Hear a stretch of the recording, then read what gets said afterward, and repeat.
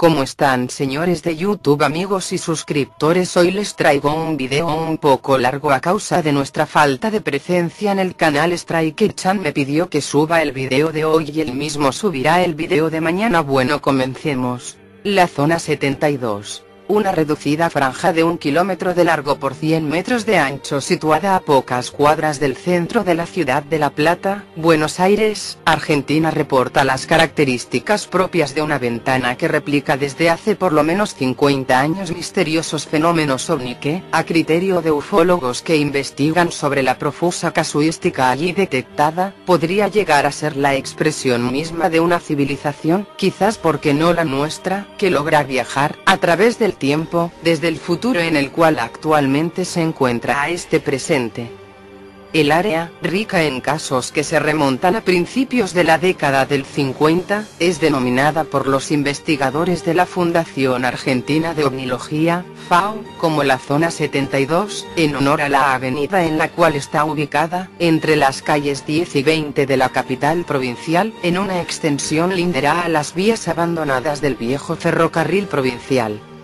Luis Burgos, el referente de la FAO, explicó a Expedientes Secretos que la Zona 72 se convierte hoy en una acotada área de investigación similar a la que puede ser el paraje El Espinillo, en Magdalena, o la estancia La Esperanza, en Gobernador Ugarte, que son en definitiva puntos donde el fenómeno tiende a reiterarse en diversas manifestaciones. La particularidad observada por Burgos es que así como en esa misma característica encuadran geografías como el Cerro Uritorco, en Capilla del Monte, Córdoba, la localidad entrerriana de Victoria, y la de Cachi, en Salta, esta zona ubicada al sudeste de La Plata concentra episodios muy significativos y relevantes, en un espacio por demás reducido, tal como apuntó Burgos. En rigor, el lugar ha dado pie a un repertorio variado de fenómenos que incluyen avistamientos, ovnis, fantasmas, huellas deshidratadas y hasta la presencia de humanoides que aceleraron los latidos de los ocasionales testigos de experiencias que se suman a una cantidad de episodios con antecedentes y repeticiones de lo que aún no existe explicación. No sabemos a ciencia cierta de qué se trata, pero creo que la sucesión de fenómenos abre la puerta a la posibilidad de atribuir toda esa casuística a viajeros del tiempo, que estuvieron allí mucho antes de que esté lo que se observa ahora o que ya están en lo que habrá ahí mismo en un futuro, aventuró el líder de la FAO. En ese sentido argumentó que si esta hipótesis cobra fuerza, se trataría de inteligencias que suben y bajan en la misma zona geográfica, pero luego de un viaje hecho a través del tiempo, y apuntó para darle más luz a la explicación que hoy no sabemos que puede haber en la zona 72 dentro de 300 años. Sin embargo, aquello que le da vida a este fenómeno, quizás ya lo sepa. Activo como nunca. Si de algo está convencido Burgos es que por sobre todo en estos últimos tiempos el fenómeno que se registra en la zona 72 está activo como nunca, y aunque insistió en no tener elementos a mano para poder develar la incógnita de por qué ahí, aseveró que el punto de partida más no sea registrar de los acontecimientos es en la década del 50. La serie de casos que Burgos y su equipo de ufólogos han registrado casi de 60 años a esta parte revela no solo una abundante cantidad de episodios que hablan de la presencia de una zona caliente en materia de fenómenos, sino de una amplia gama de combinaciones en lo que a manifestaciones extrañas refiere. Es rarísimo lo que pasa, puntualizó el investigador platense, porque combina muchas cuestiones que se desprenden del relato de los testigos, aunque, remarcó, uno de los casos más emblemáticos que ocurrió en esa zona fue en las huellas encontradas. Leyendas urbanas. Los archivos de FAO atesoran la siguiente información. La medianoche del 19 de diciembre de 1998, Gilberto Mario Sánchez, por entonces de 48 años, y un grupo de operarios trabajaban en la usina de Osva, situada en el Parque Saavedra, es decir en el área de influencia de la zona 72, cuando vieron surcar el cielo platense un objeto piramidal, color gris, en dirección este-oeste. En realidad, la sorpresa llegó unos días después, cuando los empleados de la planta encontraron en el previo, cerca de la pista de aterrizaje de helicópteros, una huella anular reverdecida de unos 4 metros de diámetro a la que nadie le encontró una explicación que no proviniera de una posibilidad misteriosa. Lo curioso del hecho fue que debajo del césped en el que apareció esa huella circular se encontraban almacenados en un piletón subterráneo 11.000 litros de agua, en un área en el que los sistemas técnicos de monitoreo y las funciones mecánicas del depósito estaban comandadas por un potente sistema trifásico. Área acotada. Entre otras precisiones en torno a cómo entiende lo que sucede en la zona 72, Burgos sostuvo que los fenómenos de recurrencia dan lugar con el paso del tiempo a las denominadas ventanas, que están fuera de las áreas consideradas calientes. Su característica, dijo, es que se dan en cortos lapsos y en espacios geográficos acotados. Sin duda, la zona 72 es lo más acotada que hay, comparable, por ejemplo, con el arroyo El Espinillo en Campos de Atalaya, Magdalena, o en la estancia La Esperanza, en Gobernador Ugarte, enfatizó el investigador que para quien en el país no hay más que 6 áreas reducidas donde se registran fenómenos de recurrencia. El ufólogo consideró un hecho plausible que exista una zona tan diminuta en su extensión para favorecer las investigaciones, dado que quienes nos dedicamos a profundizar sobre estas cuestiones tenemos el fenómeno delante de nuestras narices. El titular de FAO subrayó que en la zona 72 los hechos que se reiteran se suceden como si el paso del tiempo nunca hubiera alterado nada, y de allí que Burgos se plantee como interrogante qué hubo en ese sitio o qué habrá en el futuro. La incógnita, hoy por hoy, está lejos de ser despejada. Edward Mordrake, el hombre con 2 rostros. Casos sin resolver. Edward Mordrake padeció una rara enfermedad que lo hizo nacer con un rostro extra en la parte de atrás de su cabeza. Según cuenta su historia, ese rostro de mujer no hablaba, comía ni bebía, pero aún así podía reír y llorar. Edward mismo llamaba a ese rostro gemelo demoníaco, pues le susurraba cosas horribles por las noches. Incluso llegó a pedir a médicos que hicieran lo posible por extraerlo, hasta que se suicidó a la edad de 23 años. Una de las historias más raras, así como de las más melancólicas de la deformidad humana, es la de Edward Mordrake, quien iba a ser el heredero de una de las familias más nobles de Inglaterra. Sin embargo, nunca reclamó el título y se suicidó a los 23 años. Vivía en un retiro absoluto, evitando las visitas incluso de los miembros de su familia. Era un joven de grandes conocimientos, un buen estudiante y un músico de rara habilidad. Su figura era remarcable por su gracia natural, y su rostro natural, era como el de Antinous. Pero en la parte de atrás de su cabeza había otra cara, la de una chica muy guapa, adorable como un sueño, atroz como un demonio.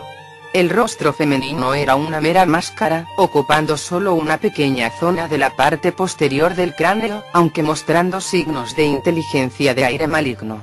Se la había visto sonriendo y burlándose mientras Mordrake lloraba. Sus ojos seguían los movimientos del espectador, y sus labios se movían sin cesar. La voz era inaudible, pero Mordrake aseguraba que durante la noche no podía conciliar el sueño debido a los odiosos susurros de su gemela diabólica, como él la llamaba, que nunca duerme, pero que me habla de tales cosas de las que solo se oyen en el infierno. La imaginación no puede concebir las tentaciones espantosas en las que me envuelve. Por alguna imperdonable maldad de mis antepasados estoy cosido a este demonio, porque estoy seguro que es un demonio. Yo ruego y suplico para que lo eliminéis del mundo, aunque yo muera. Estas eran las palabras del desventurado Mordrake a Manvers y Treadwell, sus médicos. Aunque lo vigilaban constantemente, consiguió procurarse veneno, debido a lo cual murió, dejando una carta en la que pedía que la cara demoníaca fuera destruida antes de su funeral, para que no continuase con sus espantosos susurros en la tumba. Por petición propia fue enterrado en tierra baldía, sin ninguna lápida o marca que dejara constancia de su tumba. El enfrentamiento de una familia de la Pampa con el chupacabras, el espíritu, Se trata de uno de los episodios más traumáticos y complejos de la fenomenología ovni de los últimos tiempos, y tuvo su desarrollo en la localidad pampeana de Santa Rosa, Argentina, en un campo de 70 hectáreas propiedad de una familia de productores de ganado. Allí, una tarde la familia Jiménez observó movimientos extraños y al investigar de cerca, se toparon de frente durante 10 segundos con un extraño ser que identificaron como el famoso chupacabras, escapando de la zona tras mutilar a una vaca. En diálogo con Expedientes Secretos, Andrea Pérez Simondini, del grupo Visión OVNI, comentó que este episodio en La Pampa es uno de los más complejos que nos tocó investigar, dado que tiene muchísimos elementos que unen la fenomenología asociada popularmente al chupacabras con todo lo relacionado al tema OVNI. Pérez Simondini también brindó una pista importante, al destacar que el caso en La Pampa, como muchos otros, tiene vinculaciones directas con el último estudio que venimos realizando del suceso ocurrido en Misiones, con la mutilación masiva de 10 ovejas. Un relato detallado en torno a la historia en La Pampa. Simondini publicó recientemente un documento escrito por los propios protagonistas, el matrimonio Jiménez, que pone de manifiesto, una vez más, la necesidad de investigar en profundidad estos sucesos. Somos Alberto y Alicia, y les escribimos para contarles nuestra experiencia un tanto sorprendente, que tuvimos un acercamiento con el supuesto chupacabras, indicó la pareja en el texto, sobre el episodio ocurrido en 2008. Somos de Santa Rosa, provincia de La Pampa, al oeste de la provincia de Buenos Aires.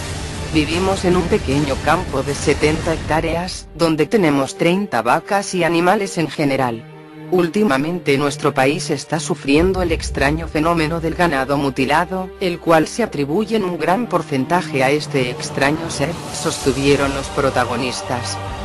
En ese sentido, explicaron, nuestras vacas suelen pastar aproximadamente a unos 2 kilómetros de nuestra casa.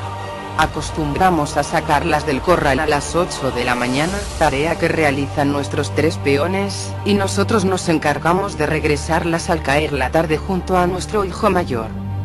Entre los árboles, al momento de los acontecimientos estaba comenzando el invierno, y el matrimonio se alistaba a recoger las vacas, aproximadamente a las 5 de la tarde. En ese momento, Alberto observó a 3 de sus vacas corriendo a 200 metros del establo. Esto nos sorprendió, pues las vacas ya tienen aprendida la rutina diaria. Una aclaración válida es decir que el lugar de pastoreo se encuentra vecino a un monte muy tupido. Esto nos impulsó a tomar nuestra camioneta y salir apurados y preocupados, relataron. Cuanto más nos acercábamos, más nos alertábamos ya que las vacas estaban dispersas. Nuestro hijo descendió de la camioneta dispuesto a reunir al ganado y nos alertó de un olor predominante y desagradable. Nos preocupamos por averiguar de dónde provenía ese olor, y luego de caminar 300 metros hacia el monte encontramos el cuerpo mutilado de una vaca al cual le faltaban los órganos internos y los genitales, contaron en el documento. De acuerdo al relato, no había rastros de sangre, lo cual fue sorprendente. Pero eso no fue todo, porque luego de 10 minutos de rastrear la zona, Alicia escuchó entre los pastizales del monte ruidos extraños. Pensó que se trataba de alguien escabulléndose. Nos acercamos pensando que nos encontraríamos con un cuatrero o animal causante de la muerte de la vaca. Estábamos a pocos metros cuando vimos un ser con las características del chupacabras. Pudimos verlo por un lapso de 10 segundos aproximadamente, ya que desapareció entre los árboles del monte, indicaron. Acerca del caso, Simondino explicó que el caso es muy serio, confirmado aún más luego de las entrevistas que realizamos con el grupo familiar y el trabajo de campo realizado en la zona, agregando que el episodio se suma a una larga cadena de sucesos de estas características, el último en Misiones con las ovejas mutiladas que seguimos estudiando. Un viajero en el tiempo en una película de Chaplin de 1928. Fantasmas reales. Un cineasta de Belfast estaba viendo los extras de una película de Chaplin de 1928 y se encontró con un hallazgo sorprendente. Una mujer cruzaba la pantalla, hablando por un teléfono móvil. Su explicación ha sido que se trata de un viajero en el tiempo. La polémica está más que viva en internet. George Clark es un cineasta de Belfast que cierto día encontró algo en una vieja película que no ha logrado comprender ni explicar. Revisando el contenido extra del DVD del circo de Charles Chaplin, se encontró que, en unas escenas documentales sobre el estreno, una mujer cruzaba la pantalla con un gesto que recordaba claramente al que todos hacemos hablando por nuestros teléfonos móviles.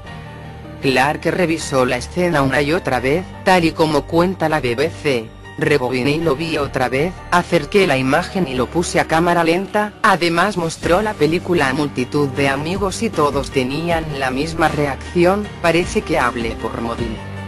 De hecho, el pequeño fragmento de película se ha mostrado también al público en un festival de cine en Belfast y nadie ha podido encontrar una explicación. La del propio descubridor, de hecho, es más estrafalaria que definitiva. Que la mujer en cuestión es un viajero en el tiempo. Polémica en la red. Desde que Clark colgase en YouTube el pasado 19 de octubre el sorprendente fragmento de vídeo ya ha sido visto en casi 2,5 millones de ocasiones, recibiendo además unos 18.000 comentarios. Por supuesto, la polémica está más que servida y las opiniones en toda la red se dividen entre los que simplemente no encuentran una explicación, los que creen la teoría del viajero en el tiempo y los que discuten la propia autenticidad de la escena. Otra teoría algo más plausible, comentada por la cadena americana MSNBC, es que la mujer en el vídeo sujeta algún tipo de aparato para la sordera, pero el hecho es que también parece hablar a través de este supuesto dispositivo. Como el descubridor del vídeo dice, probablemente nunca sabremos de verdad qué es lo que estamos viendo. La niña atropellada de Eugenia y Gabriel Mancera. Casos paranormales. La leyenda que a continuación os voy a contar, ha circulado de boca en boca por los habitantes de las colonias del Valle, Narvarte y aledañas por igual. La ubicación exacta de esta, toma forma exactamente en el cruce del eje vial número 5, mejor conocido como Eugenia, y el eje vial número 2, también conocido como Gabriel Mancera en Ciudad de México. Alrededor de las 2 AM, se cuenta, una chiquilla se dirigía caminando hacia la farmacia para comprar las medicinas que su madre enferma requería, hecho por el que se vio forzada a salir a esas altas horas de la madrugada, o por lo que fuera. Esta versión se practica para darle dramatismo a la historia y para justificar que podría estar haciendo una escuincla en la calle a esa hora. La niña, consciente de la hora, prudentemente respetaba los semáforos y señalamientos antes de cruzar las calles hasta llegar a su destino, y así lo hizo también en el cruce de Eugenia con Gabriel Mancera. Al ponerse la luz roja para los vehículos que transitaban sobre eje 5, la chica se dispuso a caminar, de esquina a esquina, para cruzar dicho eje, pero, a diferencia de la gallina, nunca llegó al otro lado del camino, ya que un coche que iba a exceso de velocidad decidió ignorar la luz roja y cruzar, sin tomar precaución alguna sobre otros automóviles o transeúntes cruzando. Golpeó mortalmente a la niña, dejándola medio viva y medio muerta en el arroyo del tránsito. El automovilista responsable nunca se bajó del vehículo, es más, nunca se detuvo para saber si la niña vivía o moría y nunca fue para pedir asistencia médica a nadie ni por nada. Siguió su camino, sin más. Eventualmente, la niña falleció en agonía y sola, nadie la ayudó. Desde entonces, y es aquí donde uno debe espantarse, alrededor de las 2 AM, en el cruce de Eugenia con Gabriel Mancera, el espíritu de la niña se aparece a los automóviles que circulan a esa hora a exceso de velocidad. Ella cruza la calle como aquella fatídica noche cuando perdió la vida, provocando así que los autos se vuelquen por tratar de esquivarla cuando la vean, quedando literalmente patas arriba. Una vez que provocado el accidente, se va, dejando a los pasajeros sin asistencia de ningún tipo para morir solos, tal cual a ella le sucedió. El primo canadiense del monstruo del lago Ness. La zona 72. El nombre de Ogopogo se originó de una canción que fue adaptada para la criatura. La mayoría de los reportes hablan de un tronco flotante que de pronto cobra vida y comienza a nadar. un equipo de filmación ha conseguido captar, al menos en parte, a Logo Pogo, un primo canadiense del monstruo del lago Ness. Con esta, son ya 3 las investigaciones llevadas a cabo en busca de pruebas que demuestren la existencia de este escurridizo animal. El Logo Pogo apareció por sorpresa el pasado jueves 18 de abril cuando un equipo de filmación se disponía a grabar la reconstrucción de un avistamiento de hace 24 años.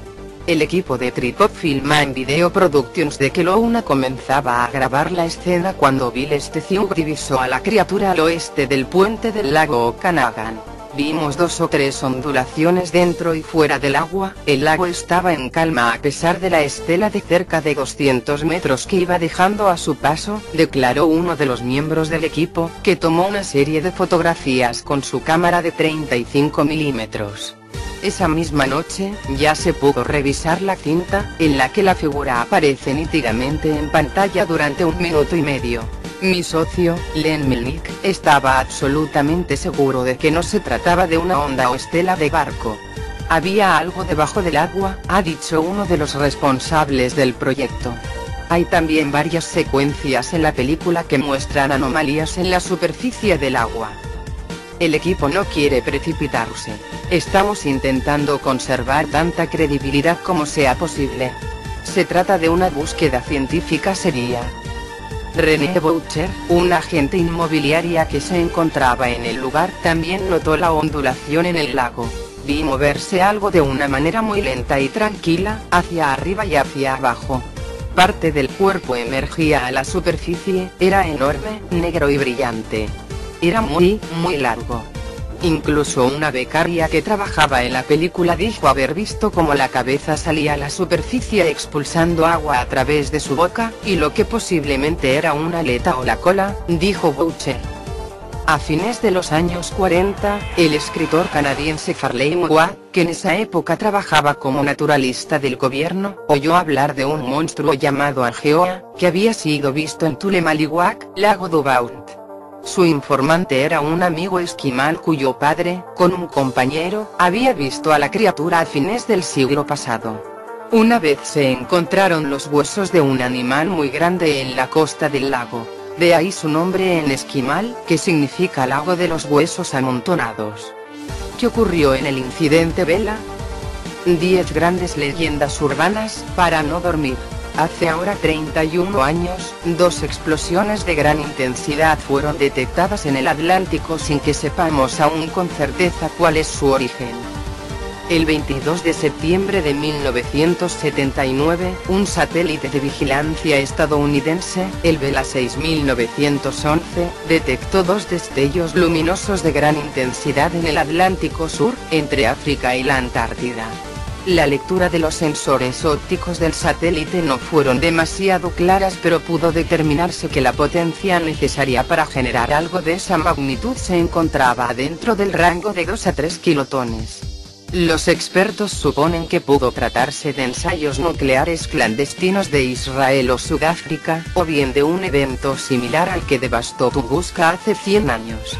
¿Qué fue lo que originó el incidente Vela? Estados Unidos puso en marcha el proyecto Vela para realizar un seguimiento de los ensayos nucleares que tenían lugar sobre la superficie o en la atmósfera de nuestro planeta. En 1963, el Tratado sobre Ensayos de Explosiones Nucleares, Partial Test Ban Treaty, había sido firmado por 130 países y prohibía todas las explosiones nucleares excepto las subterráneas, con el fin de evitar las precipitaciones radiactivas. Desarrollado por DARPA, Defense Advanced Research Projects Agency, y supervisado por la Fuerza Aérea de ese país, el proyecto Vela se apoyaba sobre 3 pilares. Vela Uniform, que intentaría la detección de explosiones nucleares subterráneas a través de los eventos sísmicos relacionados. Vela Sierra, varios satélites diseñados para detectar señales de explosiones nucleares en la atmósfera. Y Vela Hotel, otros satélites concebidos para detectar señales nucleares provenientes del espacio. En principio el programa debía funcionar durante unos pocos años, pero la robustez de los Vela, diseñados para funcionar durante 6 meses, hizo que se extienda durante 26 años. Había 12 satélites en total, 6 del tipo Vela Hotel y 6 del Vela Sierra, y giraban en órbitas ubicadas entre 100.000 y 113.000 kilómetros de altura, por encima de los cinturones de Van Allen. Estaban provistos con 12 detectores externos de rayos X y 18 detectores internos de neutrones y rayos gamma, que funcionaban gracias a la energía proporcionada por sus paneles solares. También tenían 2 sensores especiales capaces de detectar destellos con duraciones menores al milisegundo, necesarios porque las explosiones nucleares atmosféricas que eventualmente tendrían que reportar producen una única señal de corta duración. 2 y 3 kilotones. En efecto, una explosión de este tipo emite un flash que dura alrededor de 1 milisegundo, seguido por una segunda luz, más prolongada pero menos intensa, que dura algunos segundos. Esto ocurre porque el primer destello es alcanzado rápidamente por la onda de choque atmosférica, compuesta de gas ionizado, que, aunque emite bastante luz, se vuelve rápidamente opaco y oculta la explosión. No se conoce ningún fenómeno natural que pueda producir este efecto, por lo que los Vela no tenían problemas en detectar estas explosiones. El 22 de septiembre de 1979, luego de haber informado con éxito 41 explosiones nucleares correspondientes a otros tantos ensayos efectuados por las superpotencias de la época, el satélite Vela 6911 registró con sus sensores ópticos 2 destellos extraños. Si bien tenían las características habituales de explosiones nucleares atmosféricas, se habían producido en una región del planeta, el Atlántico Sur, entre África y la Antártida, 47º-S, 40º-E, en el que no se esperaba detectar algo así. La potencia fue estimada de las explosiones fue de entre 2 y 3 kilotones, de 10 a 20 veces menor a la de la bomba de Hiroshima. La prensa rápidamente llamó a estos destellos incidente Vela. Los servicios de inteligencia comenzaron a trabajar, y se barajaron 2 hipótesis principales. La primera de ellas, a la que se asignaba una mayor probabilidad, era que estos flashes fuesen el resultado de 2 detonaciones nucleares secretas pertenecientes a Israel o Sudáfrica. La segunda, que un objeto proveniente del espacio exterior, posiblemente un cometa o un meteorito, había detonado por el recalentamiento sufrido al ingresar en nuestra atmósfera, dando lugar a algo similar al evento Tunguska pero sobre el mar. Sospechas de Sudáfrica. Si bien la prensa olvidó rápidamente el incidente, las agencias de inteligencia querían saber a toda costa qué era lo que había ocurrido, y seguían todas las pistas. En aquella época, Sudáfrica había comenzado con un programa de desarrollo de armas nucleares, y cuando Vela 6911 captó los destellos, varios barcos de la Marina sudafricana se encontraban efectuando maniobras en esa zona. Cuando todo parecía indicar que esta nación era la responsable, Mordechai Vanunu, un ingeniero nuclear israelí, reveló que su país había estado desarrollando desde hacía 10 años su propio programa nuclear en el desierto de Negev, y había colaborado estrechamente con los sudafricanos. Estas declaraciones hicieron suponer a muchos que ambas naciones, en forma conjunta, habían efectuado las pruebas. Sin embargo, y aunque un primer informe del gobierno de los Estados Unidos atribuía los destellos a una explosión nuclear sudafricana, una comisión especial compuesta por expertos designados por la administración Carter concluyó que, al no haberse encontrado radiación en las proximidades del evento, no se podía asegurar que esta fuese la causa del fenómeno. Radiación en la zona. En medio de la confusión, se sumaron las voces de los responsables del radiotelescopio de Arecibo. Hemos detectado un suceso inusual en la ionosfera. Del gobierno de Australia, hemos registrado índices anormales de radiactividad en la zona, y de los científicos encargados de diseñar y supervisar el funcionamiento de los Vela, el satélite ha funcionado correctamente, y su fiabilidad queda demostrada al haber detectado ya 41 ensayos nucleares. El tiempo pasaba, y parecía que jamás sabríamos qué ocurrió. Pero en febrero de 1994, el comodoro Dieter Gerhard, en cuyo currículo figuraban actividades tan diversas como espía soviético, convicto y comandante de la base naval Simonstone en Sudáfrica, sorprendió a todos al declarar públicamente que a pesar de no estar involucrado directamente, puedo afirmar que el flash fue producto de una prueba atómica israelí-sudafricana, cuyo nombre en código era Operation Phoenix. Se suponía que no sería detectada, pero el clima cambió y los norteamericanos la descubrieron. La reputación de Gerhard no era la mejor, y el incidente continuó sin tener una causa oficialmente reconocida.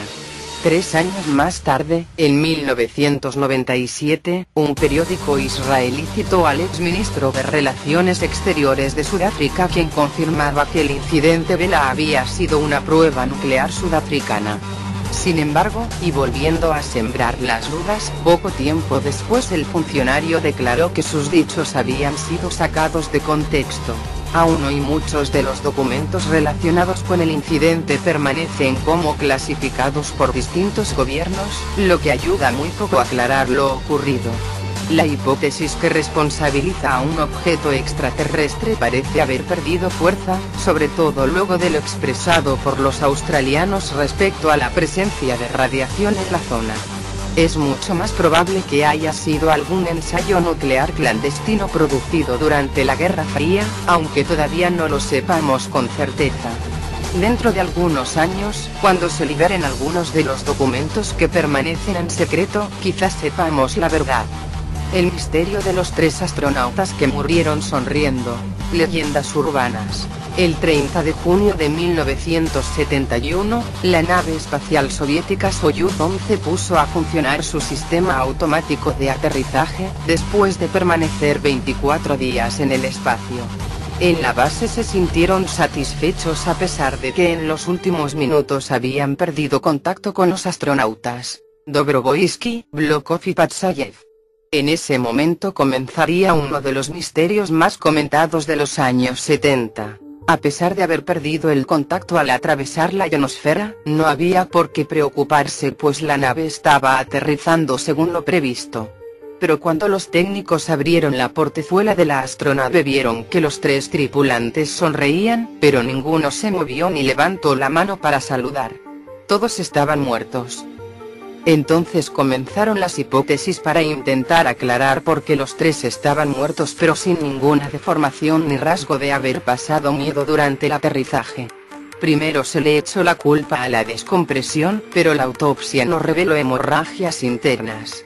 Otros sugirieron una trombosis o el pánico que condujo a un paro cardíaco, al pensar los astronautas que se estrellaban sin remedio, pero la sonrisa de sus rostros era un enigma. Pero el último diálogo entre los cosmonautas y la Tierra da motivos para pensar en otra posible hipótesis. Aquí Yantar, dijo Dobrovolsky, todo va perfectamente a bordo. Estamos en plena forma. Preparados para el aterrizaje. Ya veo la estación. Brilla el sol. Hasta ahora, Yantar respondió, el control en la Tierra, pronto nos veremos en la patria. Inicio maniobra de orientación. Según todas las apariencias, estas fueron las últimas palabras registradas. Si hubo algo más, las autoridades soviéticas no quisieron revelarlo. No obstante, subsiste un misterio, aun cuando un fallo técnico determinara una descompresión de la cápsula. El examen de la cabina demostró que no presentaba ningún defecto de estructura, y que solo la pérdida de una juntura del sistema de cierre hermético pudo provocar la catástrofe. Un fallo como este condenaba a los cosmonautas sin posibilidad de escape. Entonces, ¿es que no se había previsto nada? Sin traje espacial, sin escafandra, deberían de estar mucho más protegidos contra ese tipo de accidentes. Ahora bien, no era así. Por otra parte, durante el vuelo debería de haberse registrado un descenso de la presión, como ocurrió en el Apolo 13, en el que fue detectada inmediatamente una explosión en el compartimiento de máquinas. Una respuesta al misterio sería dada más tarde por el Dr. Gültekin Gaymek, de origen turco, quien al escuchar la noticia recordó que la intensidad de las cargas eléctricas presentes en la atmósfera responde a ciertos ciclos definidos. dedujo que las cargas eléctricas en la ionosfera aumentaron repentinamente hasta extremos que condujera a una aguda alcalosis en los astronautas soviéticos. La alcalosis o contenido alcalino exageradamente elevado en sangre y tejidos, conduce al paro cardíaco. El anhídrido carbónico que se presente en exceso en el organismo provoca rictus en las víctimas. Parece entonces que están sonriendo. El médico hizo pruebas en voluntarios, descubrió una correlación directa entre los pacientes y los ciclos eléctricos atmosféricos. Crecía el índice de sodio y colesterol. Además, los niveles de potasio descendían. Recordemos que el potasio es vital para la correcta actividad eléctrica del corazón. Estos estudios han ayudado para blindar mejor las naves espaciales, pero también para señalar que los campos eléctricos de la atmósfera, que son provocados por la actividad solar, están directamente relacionados a muchos padecimientos, como los ataques al corazón. A pesar de tener una explicación científica razonable, aún existen cientos de dudas del por qué sonreían los astronautas muertos después de que su nave aterrizara sola. La imagen de Jesús que lloró sangre. Casos sin resolver. La ciudad de Hierbabuena, en Tucumán, está conmocionada. Miles de personas que se movilizaron hacia el oratorio Sagrado Corazón aseguraron que una imagen de Jesús llora sangre. La movilización popular que provocó un tremendo atascamiento de vehículos y ocasionó el corte del tránsito en una de las principales avenidas, La Conquija, trastornó a la ciudad tucumana en el día de ayer. Familias enteras, con sus hijos a cuestas, decidieron congregarse para observar lo que era el comentario unánime, que del rostro de una imagen de Cristo en la última cena caían lágrimas de sangre. Quienes buscaban acercarse en auto, debían estacionarlo a más de 10 cuadras ya que llegar con vehículos a la zona resultaba imposible. Definido por todos como un suceso extraordinario, lo ocurrido hizo colapsar a una ciudad que se encolumnó en los alrededores del oratorio, ubicado en Avenida Conquija y Villa. El fenómeno fue registrado por primera vez ayer por dos jóvenes mientras rezaban y al instante dieron aviso al padre Jorge Gandur, párroco de Nuestra Señora de la Caridad, con jurisdicción sobre el oratorio Sagrado Corazón, quien tomó muestras del suceso, y las entregó al arzobispo, Monseñor Luis Villalba. El religioso pidió prudencia a los fieles y señaló que sucesos como estos deben ser tomados con cautela hasta que la Iglesia Católica tome una decisión. La casa de los 7 vampiros. El espíritu. En Rumanía no todos los vampiros están muertos. Algunos respiran, y solo se diferencian de las personas normales en que por las noches su alma abandona el cuerpo y deambula en forma de mariposa, polilla o pequeña luminaria. Bajo esta forma pueden absorber la energía de humanos y de animales domésticos y cometer todo tipo de maldades. Ocurrió una vez en Siret, cerca de la frontera con Ucrania, que 3 soldados viajaban en carreta junto a un anciano, buscando algún lugar en el que conseguir un poco de heno. Se había hecho ya de noche, por lo que pararon en una casa solitaria que servía al lado del camino en un claro del bosque. La mujer de la casa los recibió con amabilidad. Invitó a los soldados y al anciano a pasar a la cocina y les sirvió a cada uno un cuenco de pudding de maíz, tras lo cual abandonó su compañía, aduciendo que tenía otras labores de las que ocuparse. Cuando terminaron de comer, los soldados quisieron buscar a la buena mujer para darle las gracias, pero esta no aparecía en ninguna de las habitaciones de la casa. Decidieron entonces subir al desván, a ver si se encontraba allí. Al entrar, la vieron tirada en el suelo junto a otros 6 cuerpos inertes. Ninguno de los cuerpos se movía lo más mínimo. Estaban como paralizados, con la mirada fija en el techo y la boca abierta.